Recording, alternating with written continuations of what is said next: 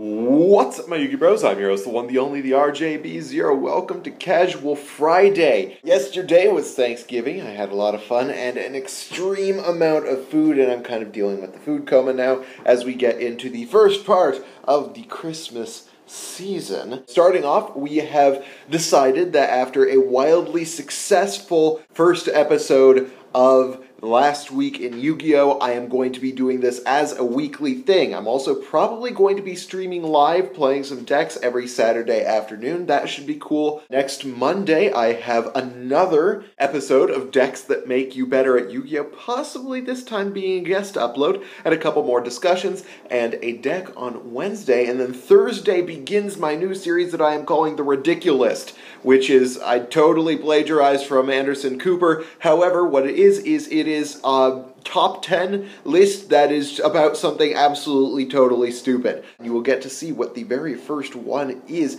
when we do that. Let's get down to the Q&A. We start off with Gene Salgado, which says, will you please upload more cat videos if more cats come along? I have my own cat. He's pretty cool, but he's difficult to video because he is kind of nocturnal. He's really active and interesting at night, but mostly he sleeps and cuddles during the day. Mark G asks, what do you think about using Needleworm in a deck, since most decks can search/summon monsters from their deck or grave anyway, but cannot do so with spell and traps? If in a duel you can knock out 5 or 10 back row, that could leave a lot of decks vulnerable. That's a really, really bad idea. Why? Well, because think of the matchups that you're going to be going against this format. You've got Clifforts, which, okay, yeah, you can send some Clifforts to the grave, and that's nice, but it's not going to ultimately do a whole lot to them if you're starting off at a minus when they attack over your Needleworm. But think about your other matchups. Your other two big matchups you're going to be facing this format are Shadows and Burning Abyss, both of which get effects when they're milled to the graveyard. So I don't see why giving your opponent extra mills is a good idea against either of those decks. So just don't run Needleworm. If you want to knock out back row, just run like Trap Stun or Wiretap. Jason Bai says, have you thought about using more heavy infantries against Cliffort's Emptiness and Skill Drain? Yes, I have considered siding a heavy infantry. Also, should I pick up Mermails right now? You can pick up Mermails really whenever you want. They're not going to go up or down in price a whole lot, unless that rumor going around about Atlantean support turns out to be true, but I wouldn't hold my breath for that, so to speak. Jared says, what do you think might come back off the ban list next format? I don't know. I think that Tribe Infecting Virus probably could, just because, like, it's basically Raigeki, I guess, but it's like you have to discard a monster in order to do it, and it only destroys monsters of one type, so it's like, Also, you have to use up your normal summon. Alex Bell asks, can we see Nick Gibson's Neckcloth the list that he used in last week's live stream? I imagine he's going to want to do that once he's got his own cards for it, but I will see if he would like to do an OCG proxy deck profile. Cyber Pegasus 3535 asks, do you play any other card games now or in the past? I used to play Magic with my girlfriend, but I don't have time or money for 2 competitive card games. Once I go to Bellingham, I may be forced to play Magic more often because there isn't really a Yu-Gi-Oh! Scene there. But other than that, I don't really play any other card games. William Fan asks, how do you feel about Infernoids? I think they're awful. They don't really do anything. They banish monsters from the graveyard at best. That's pretty much the best thing that they do. But right now, banishing monsters from the graveyard doesn't really do a whole lot because by the time a monster has gotten to the graveyard, this format, it has already done its thing. That mechanic might do something about Neckcloth, but Neckcloth is going to beat the crap out of Infernoids because they have no way of generating their own advantage. WheezyLeaf90383 asks, which foreign exclusives are you looking forward to receiving the most? Honestly, honest to God, Nodin. Can't wait for that card. Why? Well, because I think it's going to increase the power of a lot of decks, but specifically it's going to increase the power of Junk Doppel. And I think with the release of Jet Synchron and things like that, I think it would be pretty cool. And there are a lot of really cool things you can do with Node, and it would open the way for a lot of decks to improve. Clayfigure7 asks, which Monarch is your favorite in terms of artwork, mega or otherwise? Ooh, I really like Mobius's artwork, the Mega Monarch. I like Mobius's artwork in general. King Yellow asks, hey RJ, was wondering where I can find info on this Otonari Thunder you keep mentioning. Just look up Thunder Family or Hunter. You're going to find a list of support cards cards, and that should have it under it. Hades X736 asks, since Nekloth Trishula is coming out in the TCG, do you reckon Synchro Trishula has any potential to come back? I think so, yeah.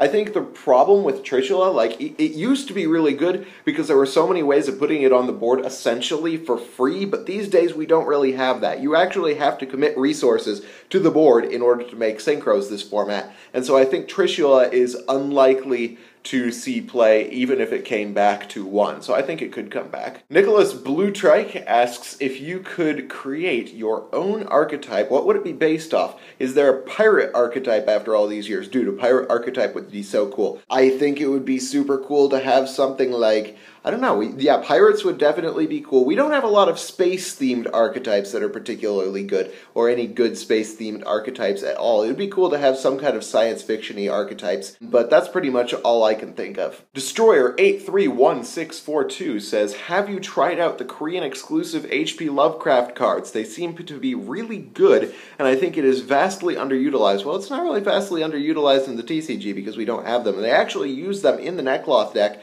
In the OCG, they use Nyarla, I think. But I think they're pretty cool. I don't know how I would use them in the future, but they seem to have a lot of utility in a lot of ways. For instance, Nyarla can be made to be able to be astral forced into basically anything, which is super cool. Or maybe I should say limited variance force. Zara Skid asks, hey RJ, do you think Thousand Eyes Restrict can come back in January? I only really think that Thousand Eyes Restrict is likely to come back if Instant Fusion gets hit.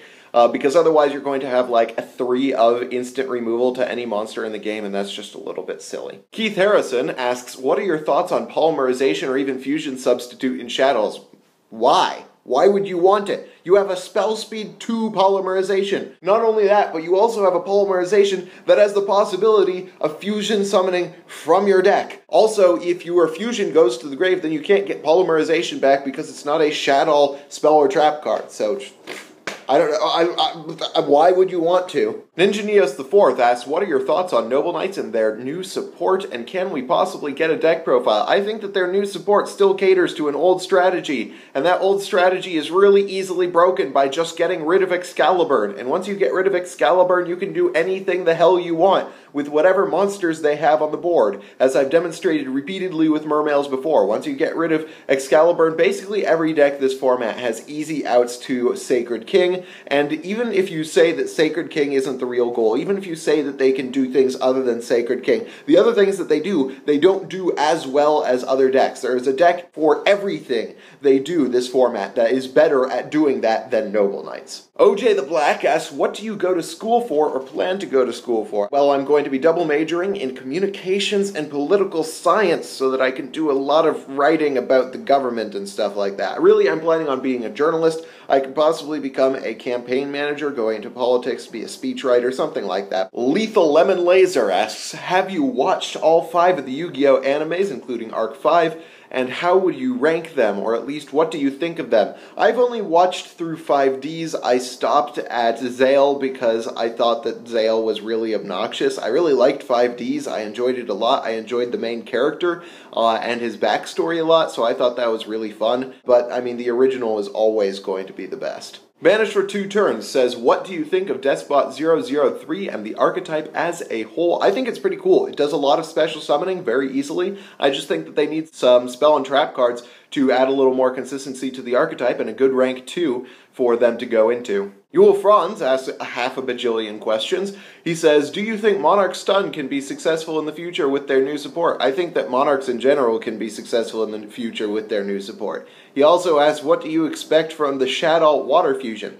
I think that it is going to be a large monster that can attack all special summon monsters, because we've had rumors that it's got an Azura Priest or a Susanoo type effect. He also asks, what would be your wish list, and what do you think will happen? Well, I'll have to get to that when I get to my ban list according to Logic series, possibly starting next week. And he finally asks, what cards do Dark World need? I think they need a card destruction that only works for themselves. Will Stallman asks, do you think YouTubers influence card hype somewhat? Probably. I think your example that Asian Eyes showing Cliff Orts got them to gain some hype is not the best example in the world, since I don't think anybody really takes Asian Eyes that seriously when they watch him do duels. Like, we're talking about the guy who ran 3 towers in his main deck. I mean, really. Frostcore asks, why do you look so old, Rob? I think you said before that you weren't yet 21, but you look like you're in your early 30s. What is the secret to your mature appearance? Hard work and a good beard. A beard that's probably going away soon because I'm going to cut my hair and I look weird with a beard and short hair. Cyberpunk Alchemist says, what kind of cards do you think psychics need in order to become a meta deck? They need more speed. Really, they can do things, they can do a lot of things, but they can't do things quickly. They take a really long time in order to rev up. And that's the Q&A for this week. I hope you guys liked this video. If you did, hit that thumbs up button. If you did, let me know why in the comment section below. And of course, if you have any questions you want me to ask during the next Casual Friday, ask them in the comment section below, and as promised during last week in Yu-Gi-Oh! On Sunday, I will be linking you guys to Play Matter Yugi-Tube's channel. He is super cool. Check him out. Subscribe to him. He's all about the competitive game. Meanwhile, you guys should also subscribe for more deck session analysis and general Yu-Gi-Oh! Shenanigans. I'm your host, the one, the only, the RJB0, and I got a jet. See ya.